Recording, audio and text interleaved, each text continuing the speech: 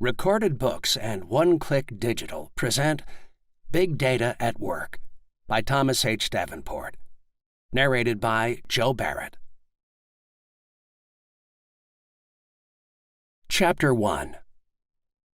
Why Big Data is Important to You and Your Organization. Big data is undeniably big, but it is also a bit misnamed. It's a catch-all term for data that doesn't fit the usual containers.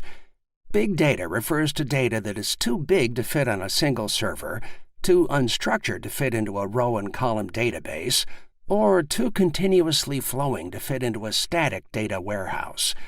While its size receives all the attention, the most difficult aspect of big data really involves its lack of structure. Books like this one generally start by talking about how much data there is in the world. You know the numbers and the comparisons. The average company has 427 times the amount of data ever recorded in the Library of Congress. Facebook has more photographic data than all the pixels ever processed by Kodak. We capture more video daily than the first 50 years of television.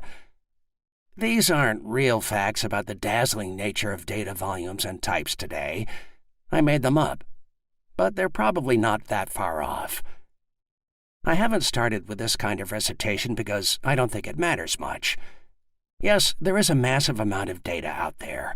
According to one study, the world used over 2.8 zettabytes of data, that's 2.8 trillion gigabytes, of course an unfathomably large number, in 2012. Yes, it's more than anything we have ever known, and it will only become more voluminous over time. But although mentioning how much data we have may be useful for cocktail parties, to organizations that need to manage and take advantage of big data, the total volume isn't the point. We might even use the old cliché from another context. Size doesn't matter. The point is not to be dazzled by the volume of data, but rather to analyze it, to convert it into insights, innovations, and business value. The study cited previously suggests that only 0.5% of the 2.8 zettabytes of data is analyzed in any way. The greatest barrier to analysis is that we first have to impose structure on big data. Most of those 2.8 zettabytes are not currently in row and column formats.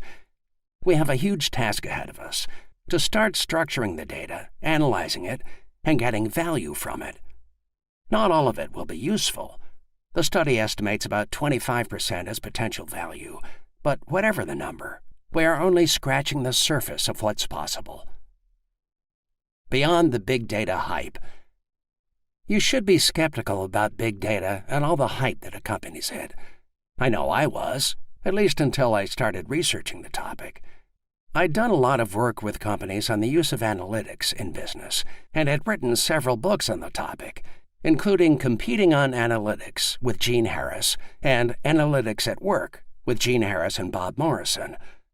I'd worked with well over 100 companies on how to use analytics for a competitive advantage.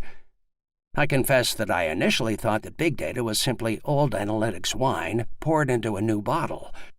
The term started to take off in the fourth quarter of 2010, and there weren't many examples yet outside of Silicon Valley.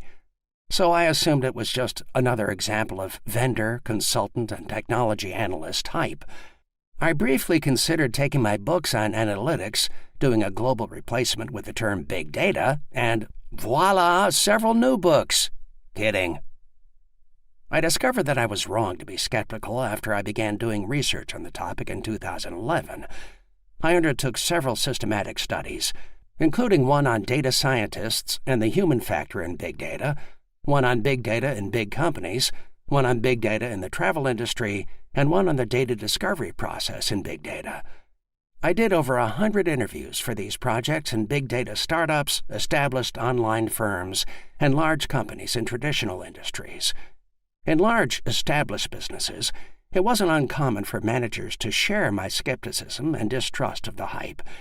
They often felt that they had been dealing with big data for years, at least if a large volume of data is the primary aspect of the definition, and there was nothing new about it.